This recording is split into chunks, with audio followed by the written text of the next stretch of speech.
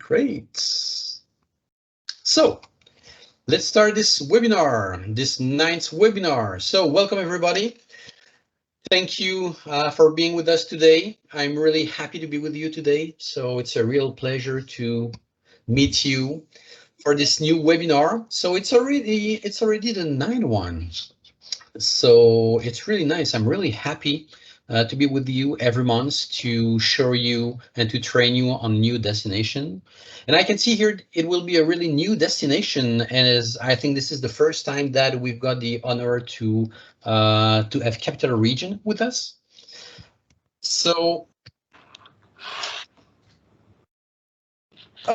So today the webinar will be presented by Emmanuel Massieu, which is with us today. So good morning, Emmanuel. Good morning, good afternoon, Gerald, and good afternoon, everyone. Thank you very much for attending this webinar. So we will start in a minute after Gerald's presentation.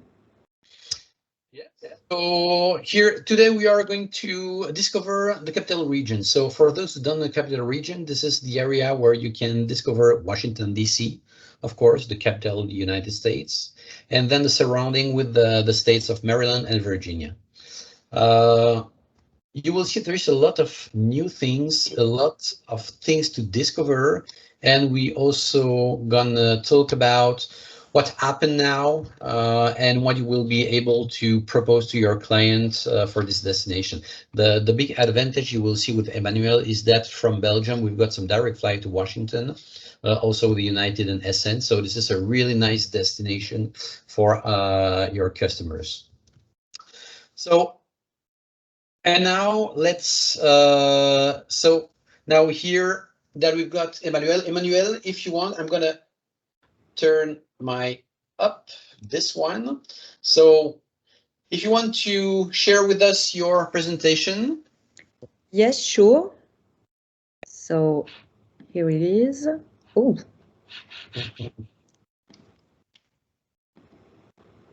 Tac.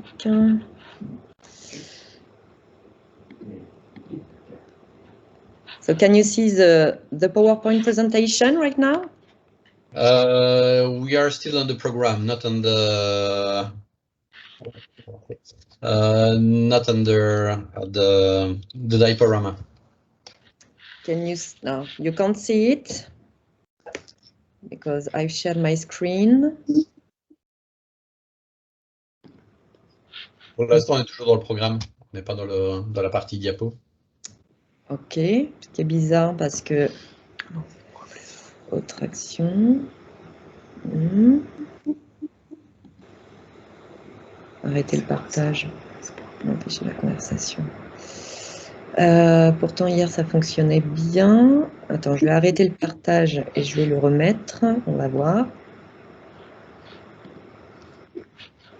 Ah, maybe you can see it right now. Yes, it's perfect. Good. So let's go to Washington.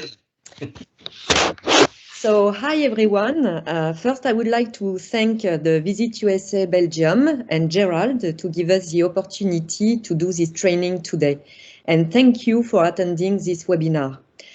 So, as Gerald said, I am Emmanuel Massieu and I am working for the Office of Tourism of Capital Region USA, and our office is based in Paris. So, I hope you are ready to fly with me to the Capital Region.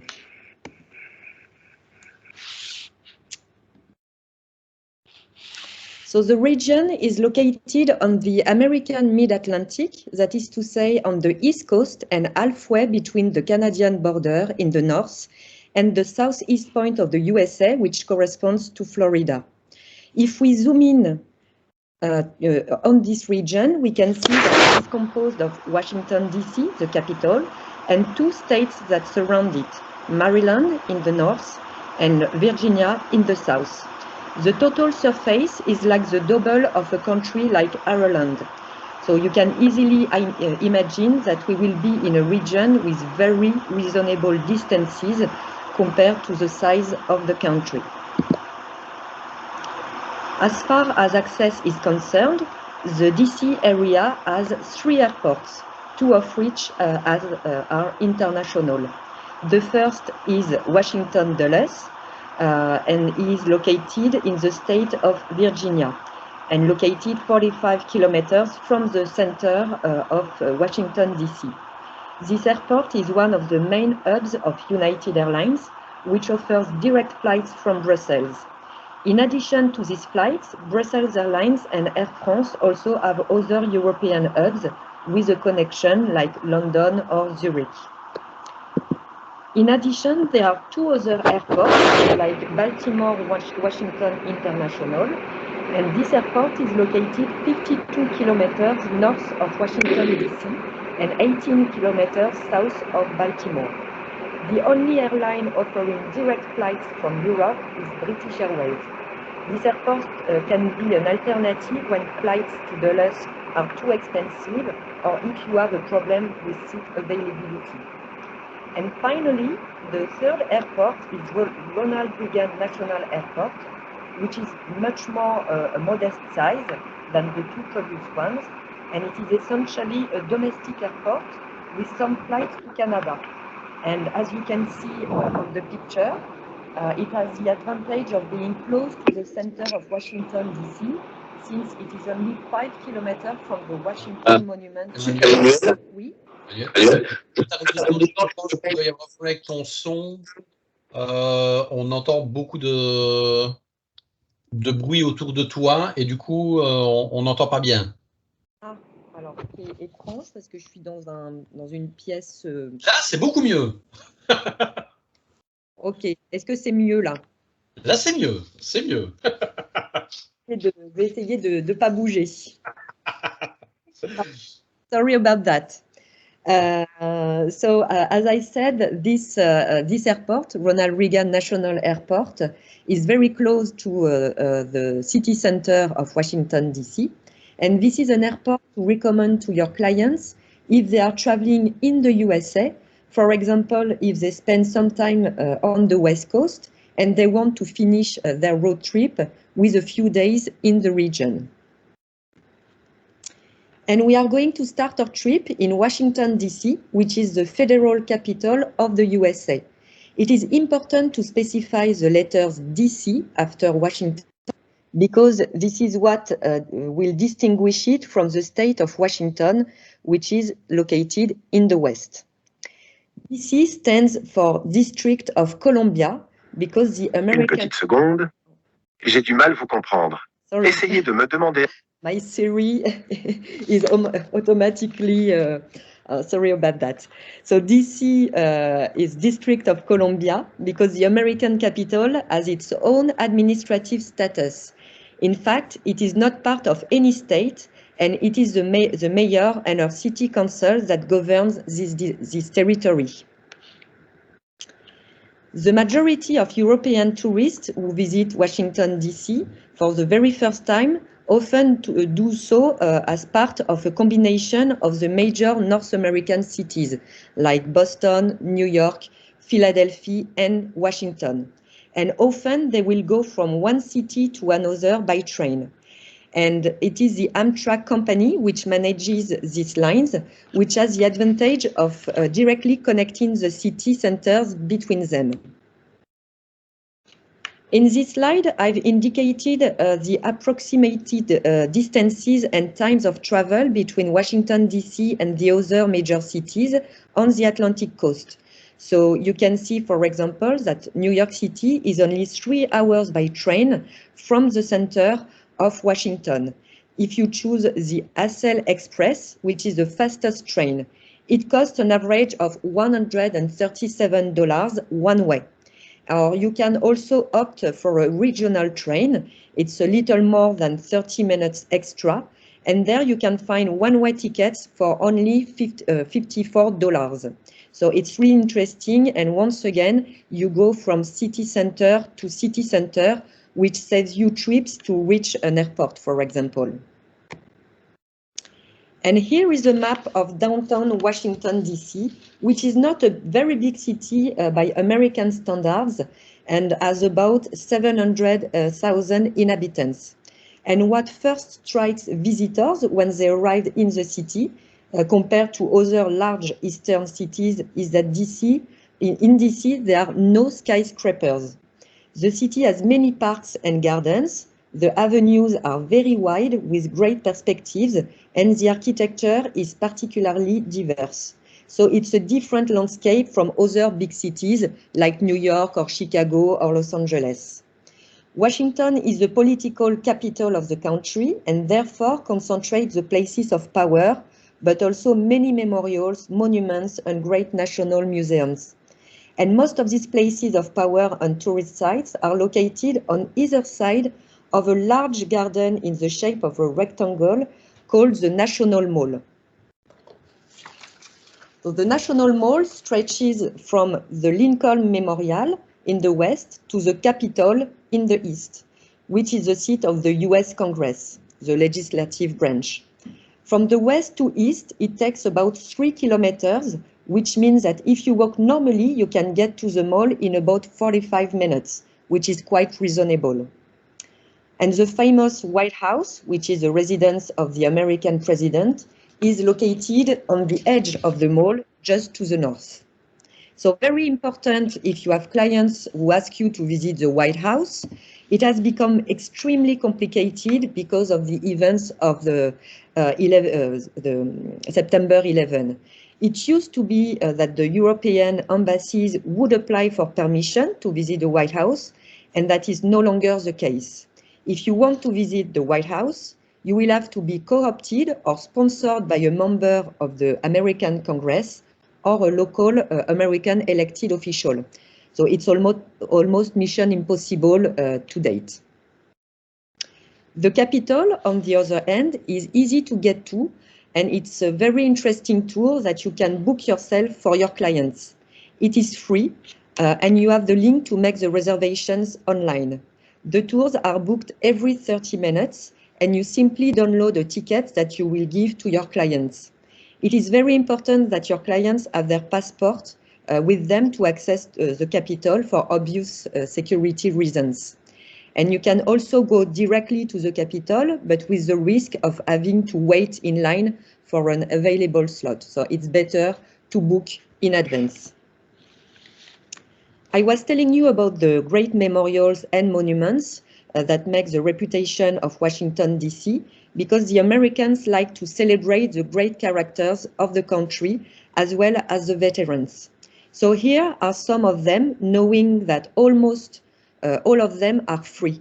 Starting with the very famous Lincoln Memorial, with in the center, as you can see, the statue of President Lincoln.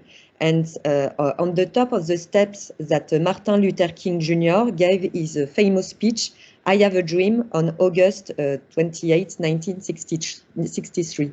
And for those who like movies, if you saw A Night in the Museum with Ben Stiller or Benjamin Gates, all this kind of movie, this memorial will ring a bell. And right in front of the memorial, if you turn your back to the Lincoln statue, you can admire this perspective with a large rectangular pool in the foreground called the reflection pool. So again, if you saw the movie Forrest Gump, you may remember the speech that Tom Hanks gave before he jumped into the reflection pool to join his sweetheart, Jenny. And in the background, you can see the obelisk of the Washington Monument, which stands at a height of 169 meters. And it was erected in memory of President Washington, the first president of the United States. It is possible to go up to the top of the obelisk, where there are small windows with a superb panoramic view, and the tickets to take the elevator cost only $1. And here are some others with memorials dedicated to World War II or Vietnam War veterans. And on the right, we were talking about Martin Luther King. We also have his own memorial. Washington, D.C. is also known for its world-class museums, and in particular, those of the Smithsonian Institution. The Smithsonian Institution operates 19 major museums and art galleries, and 16 of which are in Washington, D.C. And most of them are located both sides of the National Mall, making them easily accessible. And these museums have a very interesting advantage for your customers since they are all free. On the screen, you can see what is called the castle, which is the headquarters of the institution. And it's great to start with the castle because it's like a visitor center, and it will help your clients to choose what kind of museums they will want to visit during their stay in DC. So some of these museums in image, starting with the National Air and Space Museum, where you can admire historical planes, space ships, exhibitions on aviation technologies. And you should also know that there is a second part of this museum, which is located close to the Washington Dulles Airport, where you will find great aircrafts like the Concorde, but also space shuttles. So in this kind of museum, you can spend the entire day if you are fond of aviation, but we recommend usually to stay 1 hour and a half or 2 hours. Another museum, the National Museum of Natural History, it is one of the 3 largest natural history museums in the USA. I like this museum. I'm a lady, so in this museum you can find the biggest diamond in the world called the Hope. So I can imagine this diamond on my ring right now. And there is also the National Museum of the American Indian, which contains over 800,000 works of art and crafts from the native people of North and South America. And if your clients want to visit it, tell them to have lunch at the museum's restaurant, which serves recipes prepared according to the habits of the native populations, such as Navajo specialties. And this is the latest addition to the Smithsonian Institutions Museum that was inaugurated by Barack Obama in September 2016. It is the National Museum of African American History and Culture. And as you can see, it is located very close to the Washington Monument. The architecture already is very beautiful, very modern. The architecture of the building represents an African crown. And it's more than just a museum. It's really a place of pilgrimage for the whole African American community of the country, who often come there with their families. There is a whole section in the basement dedicated to the dark period of slavery, with exhibits, videos, and very moving testimonies. And there is a part of the museum that is particularly poignant, moving. And then as you go upstairs, the subjects are lighter, and you see the determining influence of the Afro-American community in sports, the performing arts, and we see, for example, a whole series of costumes of great stars of the country, like the Jackson 5, Beyoncé, James Brown. And you have studios where you can learn to dance hip-hop. So it's a museum like the Americans know how to make them, very interactive, and which generally pleases all generations. And again, these museums are all free. And then, in addition to all these national museums, there are also private museums which are paying, you have to pay. And one of the most recent one is the Spy Museum. So it is also very modern and has been completely redone last year.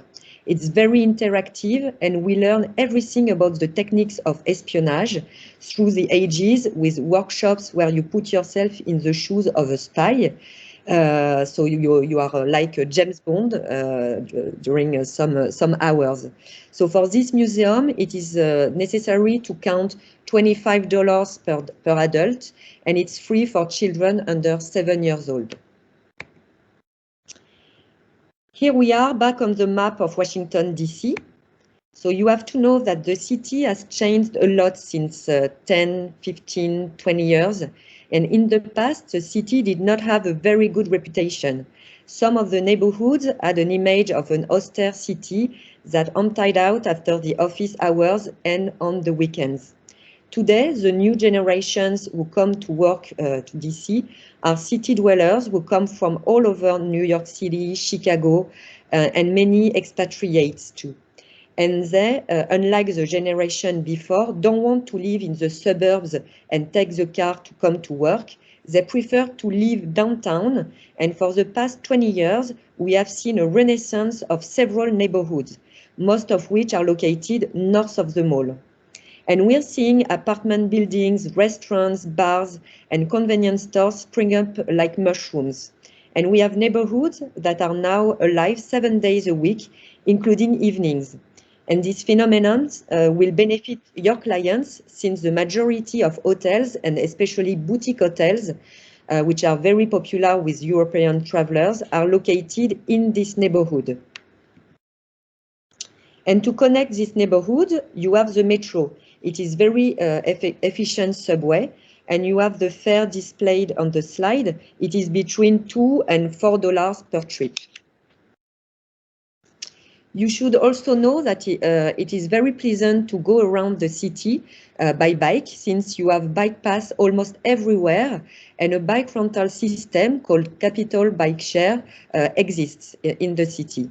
So there you have bikes that you can be rented by 30-minute session.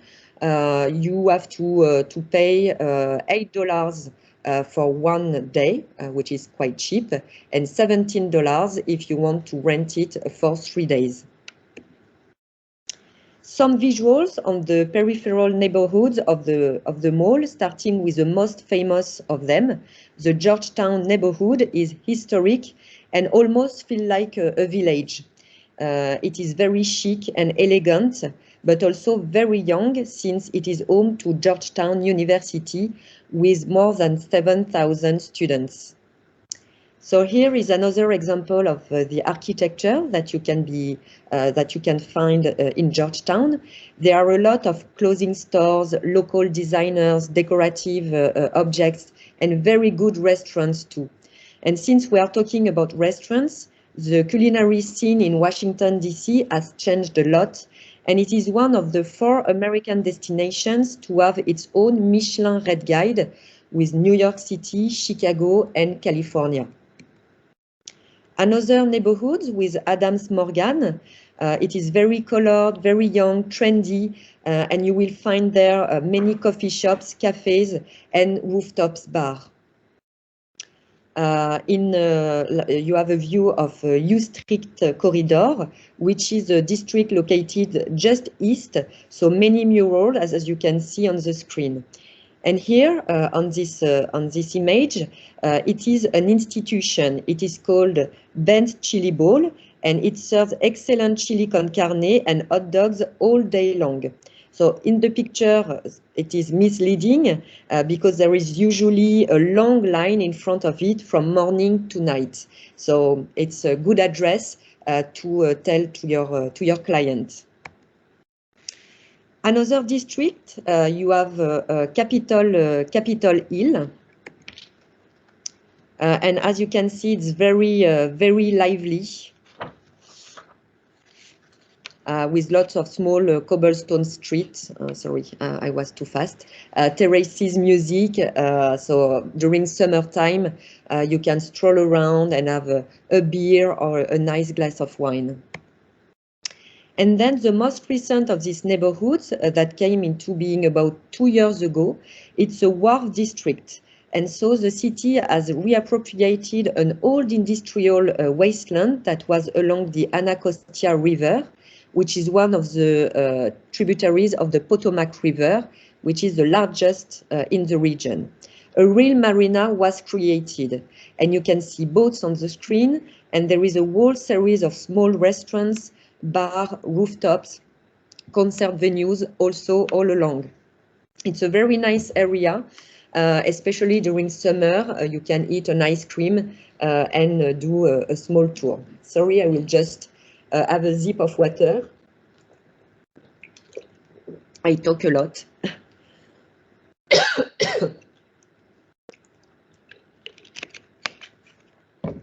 Here we go. And right next door, you have the historic Main Avenue Fish Market. So it's very nice, and it looks like the Pier 39 in San Francisco for those who have been there. So now we are going to leave Washington, D.C., and we are going to explore the region of the two states which surround it, the Virginia in the south and Maryland in the north. And here I have drawn for you a loop itinerary from Washington to Washington that we can easily do on a self-drive tour. And we will cross landscapes, as you will see, which are very varied and particularly surprising that we do not expect to see in a very close radius of the capital of the USA.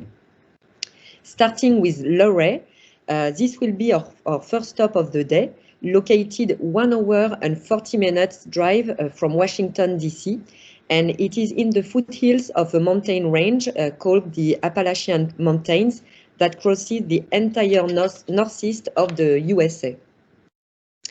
And as soon as we leave Washington, D.C., we will cross the Potomac River and we will arrive in one of the most beautiful historical cities of the USA, which is called Alexandria.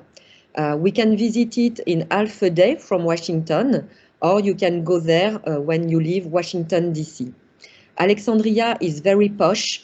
There are very beautiful restaurants. And when Barack Obama invites Michelle for the Valentine's Day dinner, they usually go in a restaurant in Alexandria. The next picture is a picture of the main street called King Street, which goes down to the bank of the Potomac River. We see a trolley here on the image, and it's free, so you can go in this trolley and go up and down to go to small boutiques or to the restaurants. And so we continue towards the west, and then we arrived at Luray, which is the northern door of a national park, which is called Shenandoah National Park. And Luray is very known in the region to shelter a gigantic subterranean caves, which they call Luray Caverns. There is a wall pass, as you can see on the visual, and we are really in underground cathedrals with many stalagmites and stalactites. There is even a giant organ whose pads hit the stalagmites to make sound and music, which is quite incredible. And you also have an audio guide in French, in English, in German, in Dutch as well. So you can do your self-guided tour for 45 minutes. And so Luray is the gateway to a national park, the Shenandoah National Park. The park is managed like the national parks you probably know in the American West with the rangers. So if you have the America's a Beautiful Pass, it will give you free access to the park. If not, you will have to buy directly the pass at the entry of the park, and it will cost $25 per vehicle. Shenandoah is a mountain park that will follow the entire ridge of the Appalachian Mountains for several dozen of kilometers. But there are not high peaks, and the highest point must be around 1,000 meters. It's about like Les Vosges in France, if you know. And in this park, you have about 800 kilometers of hiking trails. So it's absolutely huge with really spectacular scenery.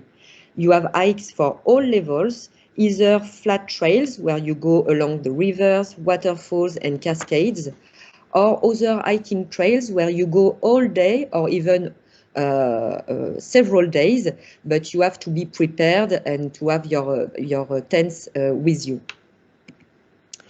A very rich fauna and flora, as you can see deers, but also, and this is more surprising, we can see bears.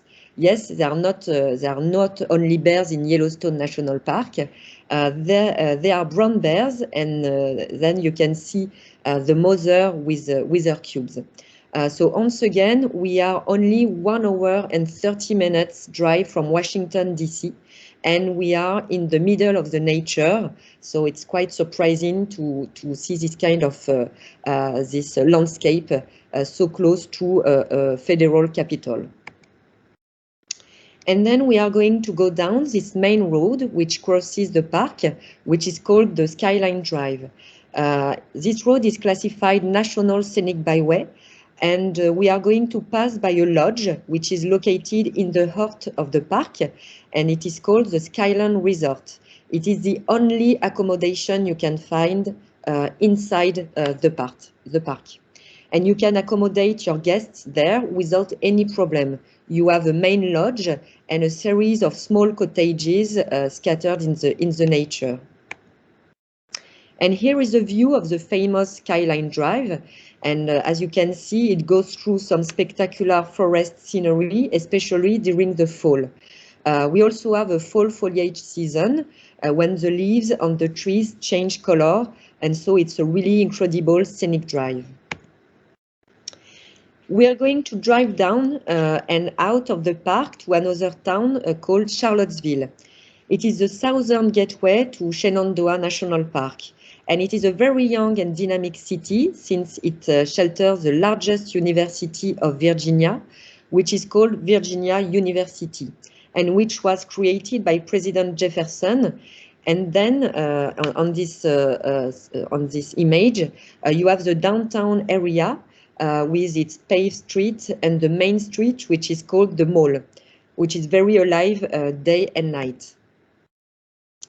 We have movie theaters, restaurants, and you should also know that in Charlottesville, you have the oldest farmers market in the USA still in operation.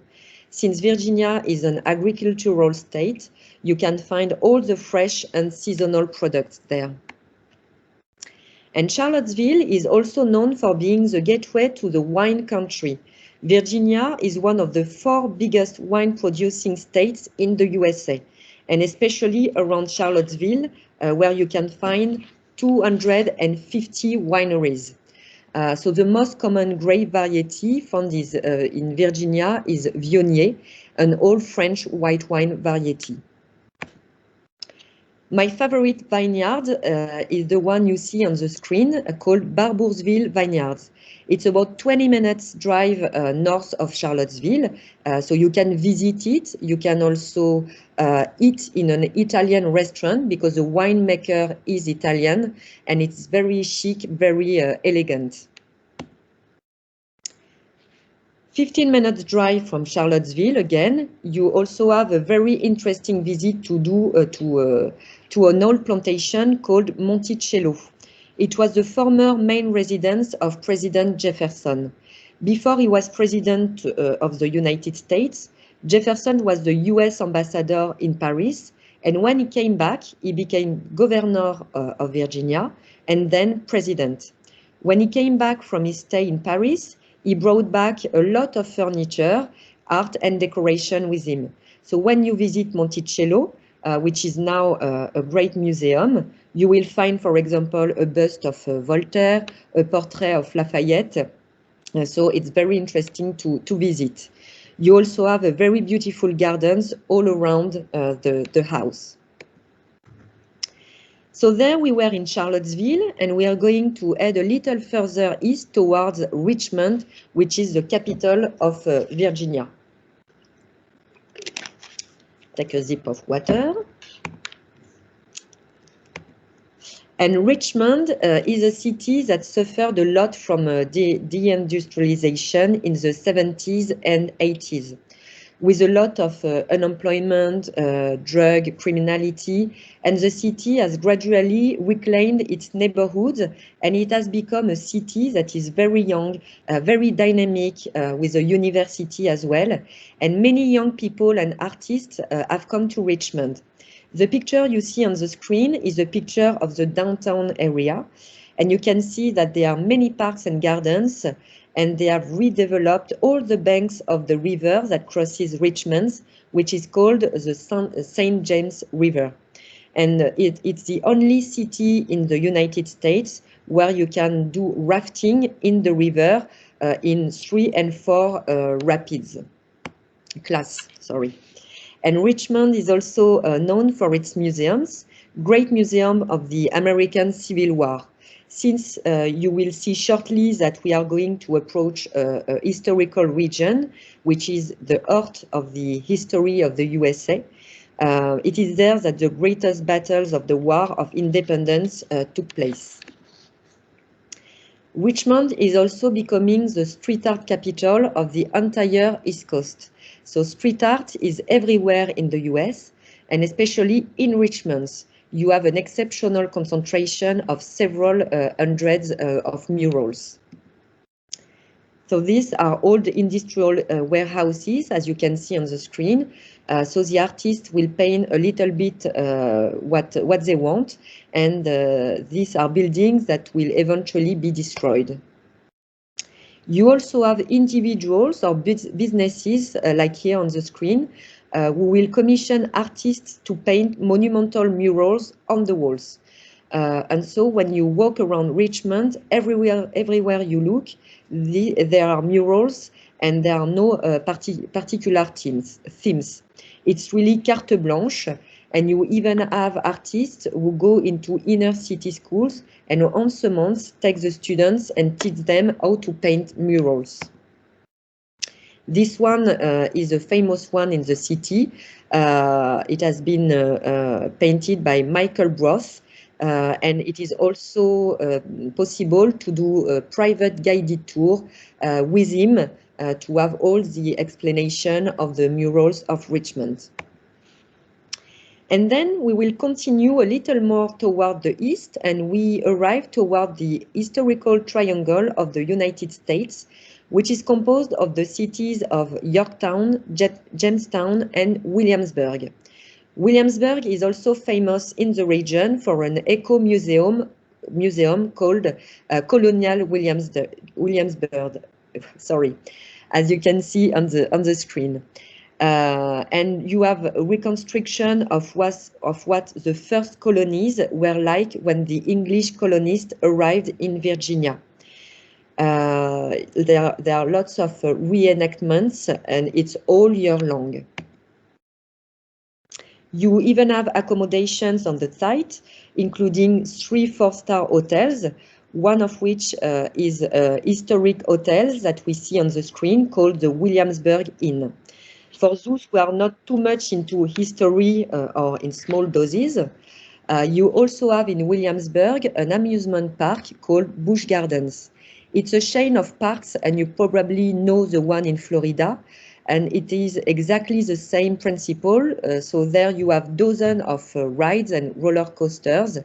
So it's very nice to do it in families. Also in Williamsburg, you have one of the 5 premium outlets in the DC area.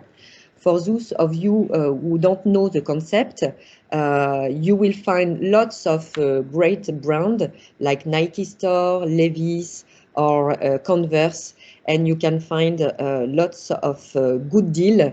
And usually when Europeans come to visit the USA, they want to bring back with them some clothes, and it's very good bargain there. So there we were in Williamsburg, and we are going to head a little further east toward the Atlantic shore, where we have Virginia Beach, which is the largest seaside resort in the area. So when I say seaside resort, it's not at all a seaside resort as we will find in Europe. Virginia Beach is the biggest city of Virginia and counts about 400,000 inhabitants, and in terms of surface, it is comparable of a city like Atlanta. So you can imagine that it is a city that is very spaced out. And in Virginia Beach, we will count 3 big main seaside resorts. The first one is what you see on the screen. It is what we call the resort area. It is a typical seaside resort from the 60s, and you can see that the architecture is not at all charming. These are hotels that are lined up along the beach, and most of them are chain hotels like Holiday Inn, Hampton Inn, Comfort Suites. But the advantage of this resort area is that the hotels all have direct access to the beach. You have a large promenade that is several kilometers long that you see on the screen as well, and it is a long pedestrian area. As soon as you leave the hotel, you are directly on the beach and no cars and no traffic. Here is another picture where you can see the boardwalk on your right, and you can see very well the perspective and know that there are in Virginia Beach more than 60 kilometers of fine sand beach. In summer, the air temperature is around 30-35 degrees Celsius, and the water temperature between June and early October is between 23 and 25 degrees. So it's like the Mediterranean Sea.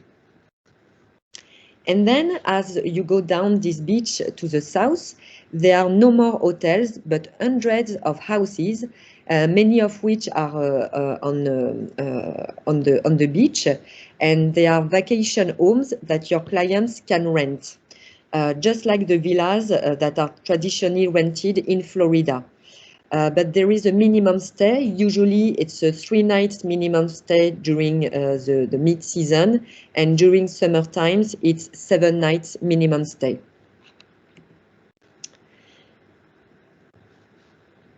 And this is the type of beach that you will see, Sandbridge Beach. This one is not developed at all, and you can go there if you want to avoid the crowd. You can find in the resort area.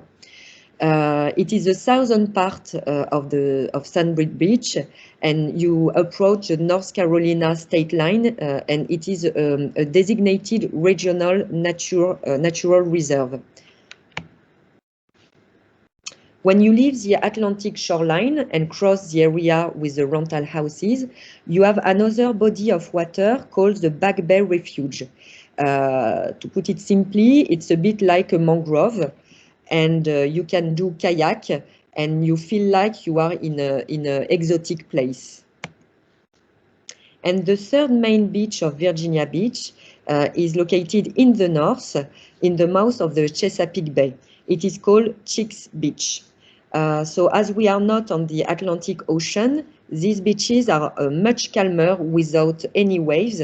So if you have families with small children, it will be better to recommend this area, because it's much safer as there are no waves.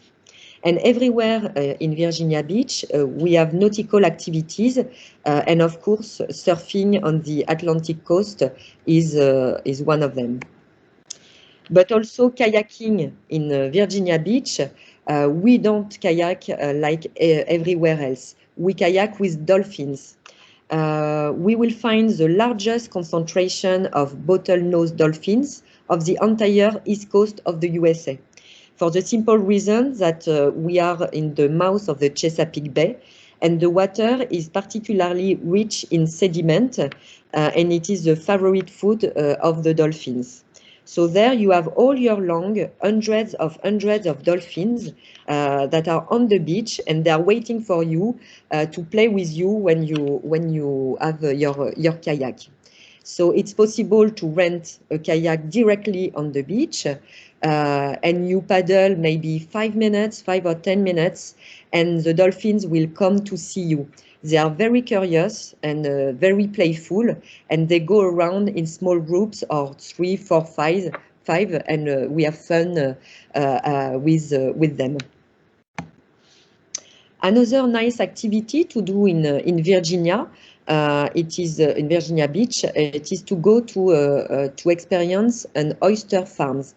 Virginia is the second largest producer of oysters in the US. You will find 11 varieties of seawater and freshwater oysters.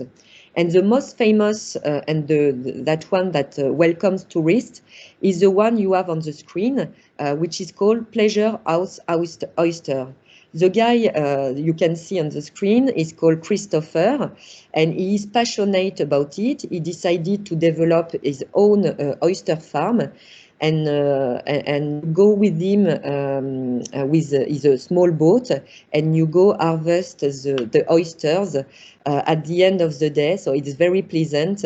And don't forget to take with you a bottle of white wine to have a nice evening on the water. So obviously, these are products that you will find in restaurants with a lot of fish and seafood. Also in Virginia Beach, it's a city very well known in the region for its outdoor concerts. It's one of the hip-hop capitals in the USA. So it's not very well known. It's not very well known in Europe. But if you have clients who are interested in having a nightlife and festival directly on the beach, Virginia Beach is the place to go. And the most recent and best known festival is called Something in the Water. You can see on the screen, and it takes place right on the beach. You must probably know Pharrell Williams. It's a great star in the US, and he sang the song Because I'm Happy. And he's from Virginia Beach, and he decided to create his own festival in April, and he invites lots of artists and friends with him, and it's becoming very popular. So here we were in Virginia Beach, and we are going to go north to the states of Maryland. So there you see on the screen the body of water in blue, which is wedged between the continent and the Atlantic Ocean. It is what we call the Chesapeake Bay. It is one of the largest natural inland bays in the world. To give you an order of the surface, it is the equivalent to a country like yours, Belgium. So it's particularly large. And as soon as we leave Virginia Beach, we are going to take a tunnel bridge which closes this famous bay. It is one of the biggest tunnel bridges of the United States, which is called the Chesapeake Bay Bridge and Tunnel. It is one of the 7 technological wonders of the world, and the bridge is 30 kilometers long. And when you drive with your car in this bridge, you are literally surrounded by water. And this bridge will allow you to reach the shore of Maryland with its tens of kilometers of fine sandy beach. And you also have a whole string of islands which are classified regional natural reserve. And the most famous of them is called Assateague Island. And you have a big herd of wild horses. These are horses that, according to the legend, escaped from Spanish ships and made their home on Assateague Island, and they gradually reproduced. And every year, a roundup is organized where the park rangers gather the horse, they count them, and they mark them. The young ponies are sold, and that way they try to regulate the population of wild ponies. There's no need to take a boat to reach this island. It is accessible by car thanks to the bridges, and on the site there is no solution of lodging, but it is possible to rent bikes, kayaks, canoes as well, or to walk directly on the island. It is very pleasant and very surprising to see wild horses on a beach. And here we are going to join the Chesapeake Bay, and we are in the interior of the bay. And as we saw earlier on the map, the coast is very rugged with many creeks. It is a region which is very posh, with small villages of fishermen and artists also. It is a region that the locals call the Hamptons of Washington. You also have lighthouses in the Chesapeake Bay. And the most famous village in this bay is called St. Michael's, and it is located in the northeast of the coast. It's a village that is very frequented by artists, many painters, writers, and sculptors. And here you have a view of the main street with a lot of small stores, antiques boutiques, and it's very nice and photogenic. And the village sits on the water. We are still in St. Michael's here, and there is a wall walk to make, as you see on the screen, and allows you to go along the boats.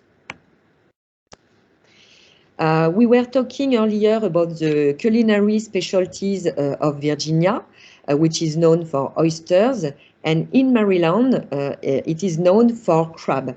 The crab is mainly fished in the Chesapeake Bay, and it is a crab that is called blue crab because when it is alive, its claws are blue, and it is eaten, as you see here on this image, like a crab feast. We call that a crab feast.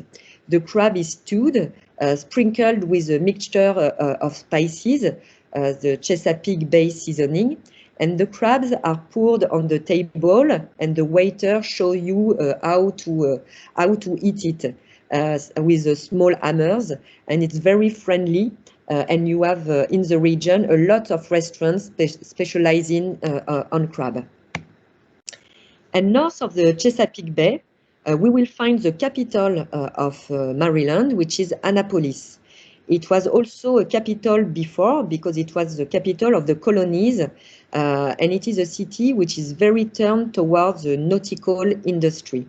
As you can see on this image, there is a marina with boats. It has the air of a provincial city, and the architecture is in red bricks. And in this image,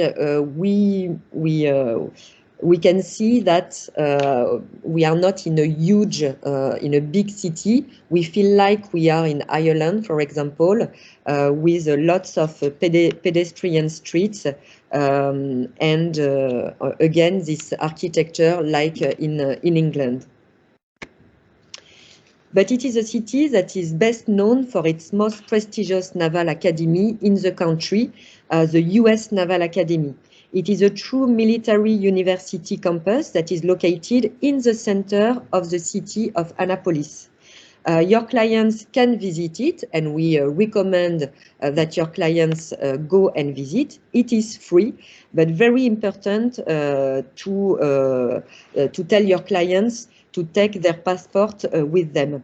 It is also necessary if you want a guided tour, there's some French guide who can accommodate a guided tour. So here we were in Annapolis, and we are going to our final destination, which is Baltimore.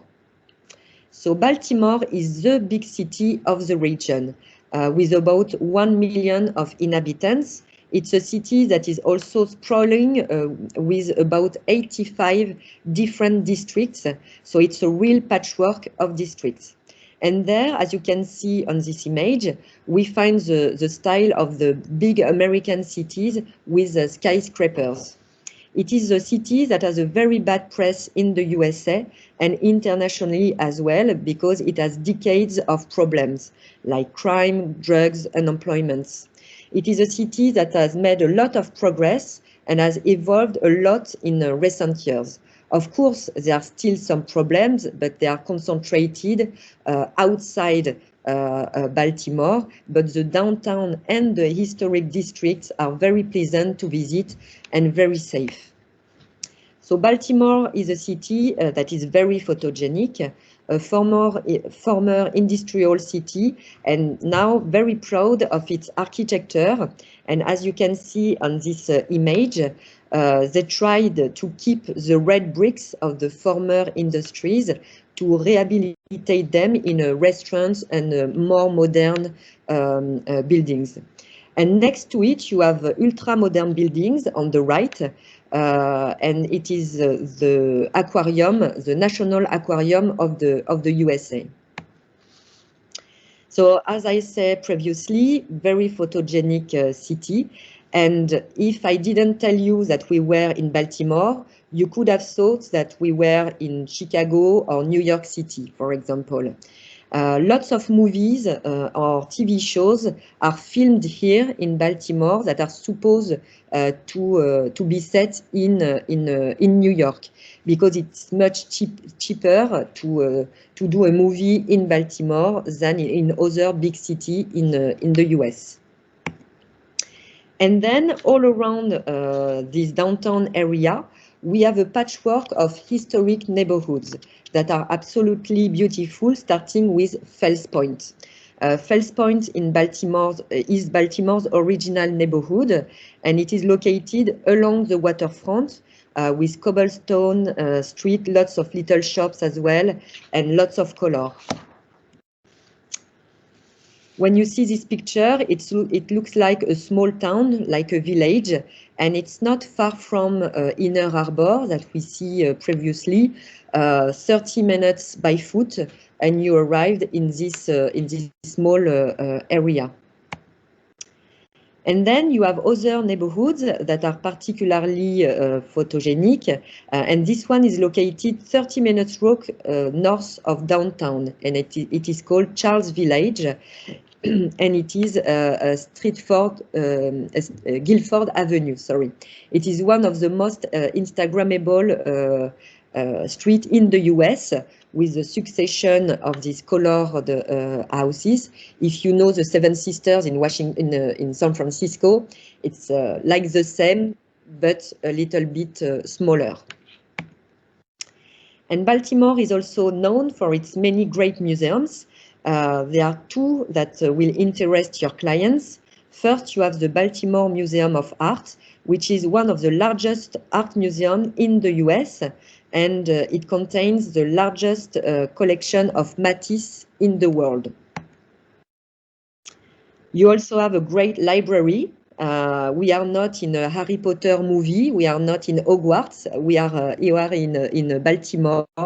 So again, you can go there. You don't need to pay. It's free access. It is the Library of Baltimore, but you can stay the entire afternoon to see all these great books. And then this museum, I won't list all the museum in Baltimore. Huh? Don't worry, I have almost finished. But this one I particularly like because it is unique. It is called the American Visionary Art Museum. It's a museum of contemporary art and very visionary. And the owner is a real character. For the story, she was the first female student of Mime Marceau, and she was married to a rich businessman. And when he died a few years ago, she decided to buy this museum. And the concept is very simple. She travels around the world looking for unique works of art made by amateur artists. It could be you or me. And then she does exhibits in the museum, and it can be completely crazy. So if you have the opportunity to go to this museum, you can't find any other museum in the world like this one. And finally, in Baltimore, the sports scene is very developed. You have the park called the Camden Yards. So usually Europeans, when they visit the US, they want to attend a baseball game. In Baltimore, it's very easy because the park is located right downtown, and you can find very cheap tickets. For $10, you can assist to a baseball game or a football game. And for those who like sports, you have to know that the Ravens, they won the Super Bowl a few years ago, and you can buy tickets as well, very much cheaper than other teams in the US. So we have done a full circle, Washington to Washington. So we come back to our starting point, which is the airport of Washington Dulles. So as you've seen during this presentation, this region is really surprising, and we do not necessarily think to find all the diversity of cities and histories, fauna, flora, national parks, and mountains. So I hope this presentation gave you a sample, a taste of what the region has to offer. So thank you very much for your attention. If you have questions, I'm here to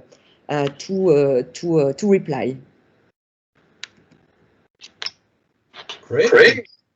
Thank you very much, Emmanuel, for this amazing presentation. Really nice. So I really hope that you all have loved this presentation and that it gives you some idea for your clients to propose the itinerary in the surrounding. So now let's continue a bit as usual. You know, the itinerary that has been proposed here can be found at all of our tour operators, member of the Visit USA Belgium. So you can find it as well with Wings and Wheels and USA Travel. And now we are going to continue quite a bit. It's not yet finished. We are going to welcome today Elke from USA Travel. So with a bit what's new with our tour operator partners. So Elke, are you there? Yes. Hello, Gerald. Hello, Emmanuel. Hello. Hello, everyone in this call. Thank you very much for this interesting presentation, Emmanuel and Gerald. Thank you for the invitation to this workshop. As you already know, I am Elke from USA Travel, and we are the specialist in tailor-made tours. As you have seen in this presentation that Emmanuel has given, it's a very beautiful region that has many things to offer. For this reason, USA Travel has developed a new tour that highlights all these things that this region has to offer. This tour is called Cherry Blossoms, Wines and Mountains, and it offers a great itinerary starting in Washington, D.C. and combining Virginia as well as Maryland. In this itinerary, we have chosen very unique accommodations, and we offer a large number of exclusive activities. So your customers can choose food tours, wine tasting, kayak tours, and also the street art tour with Michael Broad, also known as the Night Owl. This tour takes part of our Pure collection. We have put all those new tours that we have developed in an online brochure, and this brochure is ready so that you can send to your clients if you wish. So just give us a call or send us an email and we will forward this to you. If one of your clients would like to know more about this region, know that Emmanuel is present now Saturday in Tour and Taxi, and we still have a couple of places available so people can come and follow her presentation live there on our USA Travel fair. A last thing I would like to share with you is that we know that you're all very, very busy in the travel agents, but please know that spaces in the national parks for the coming period will not be easy to find. So be there as soon as possible. If you have clients coming for itineraries looking, we are there, we are ready to help. If there is something, don't hesitate, just give us a call or send us an email. This also applies to the other destinations that we represent. So thank you for your attention. If there is anything you need, you know where to find us. Gerald, back to you. Great, thank you, Elke. So we arrive at the end of our webinar, but just before leaving you today, the actual top 5 of our travel agent specialist program. So quite some changements this month. So after the quiz on which you had the opportunity to win a lot of points with the quiz of Florida. So now we've got the number 1, which is actually James Mason from Teal Travel with 185 pounds, which is now the number 1. Then we've got Lisbeth Canard from Lisbeth Reis Center with 138 points, number 2. Now you've got number 3, just one place down with Catherine van Brusselen from Travel Zone with 150 pounds. We've got now new on this top 5, Joël Crigier from Service Voyage with 139 points. Congratulations. And one place is lost for Ludwig Verbruggen from Joker with 129 points. So if you still don't have had the opportunity to answer to the quiz, don't hesitate. The quiz is still active. So the previous one from Florida. So don't hesitate.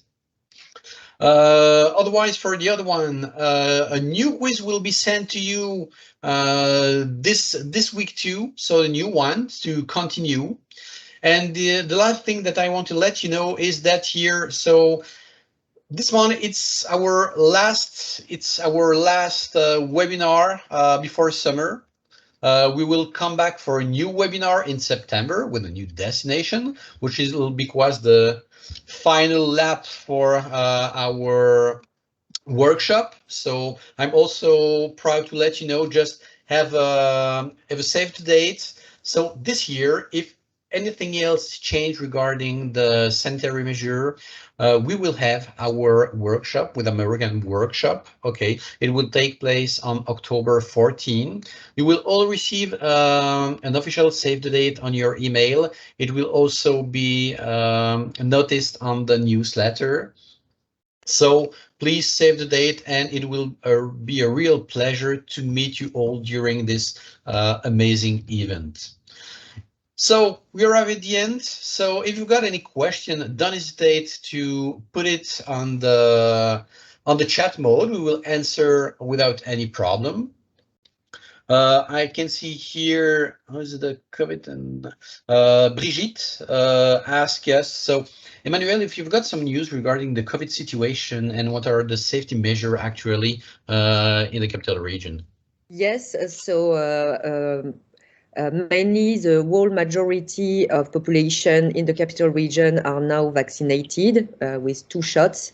All the restaurants are open. All the festivals are now operating as before. So of course, they are still very careful about the virus, but there's no more mask. You don't need to wear a mask in the street. Sometimes in some restaurants, but the situation is almost normal in this part of the USA. Great.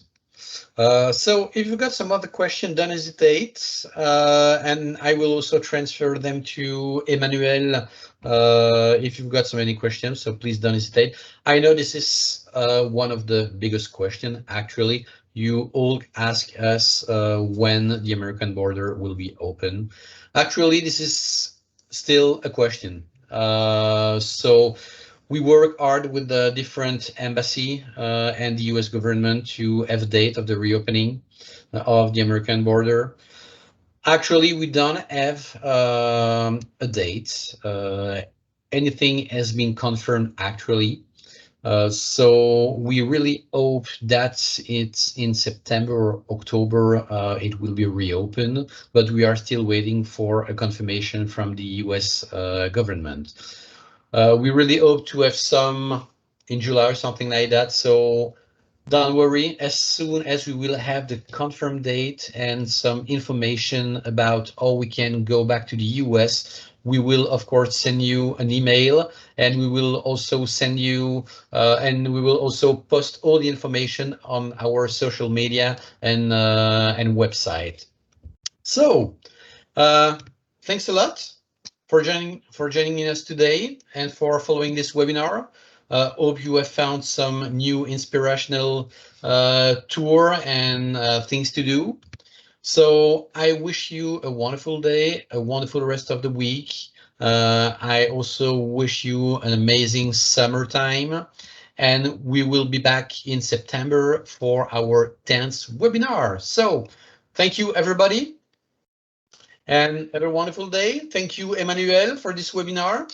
Thank you for having me today and for your attention. And I look forward to welcoming you all in the region very soon. Thanks a lot. Thanks. Bye-bye. Bye. Take care.